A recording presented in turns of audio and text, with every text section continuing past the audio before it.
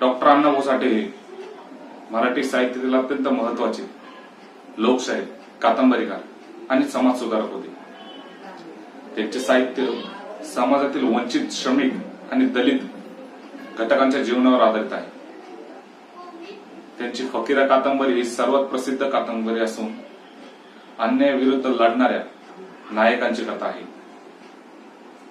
चित्रा समाजातील वास्तव्य आणि संघर्ष दाखवणाऱ्या कादंबऱ्या।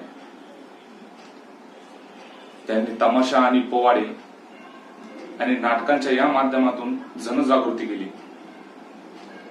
त्यांची गाणी व पोवाडे श्रमिक वर्गांच्या भावना व्यक्त करतात। त्यांनी अनेक कथा लिहून समाजातील विषमता आणि गरिबी आणि शोषण उघड केले। ते कामगार आणि दलित हक्कांसाठी लढले।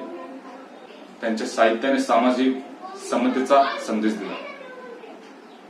त्यांच्या काही साहित्याने विविध भाषांमध्ये रूपांतर झाले। ते सोव्हिएत रशियाला भेट देणारे पहिले मराठी लेखक होते। तर मित्रांनो, तुम्हाला ही माहिती आवडली असेल तर व्हिडिओला लाईक करा आणि चॅनलला सबस्क्राईब करा।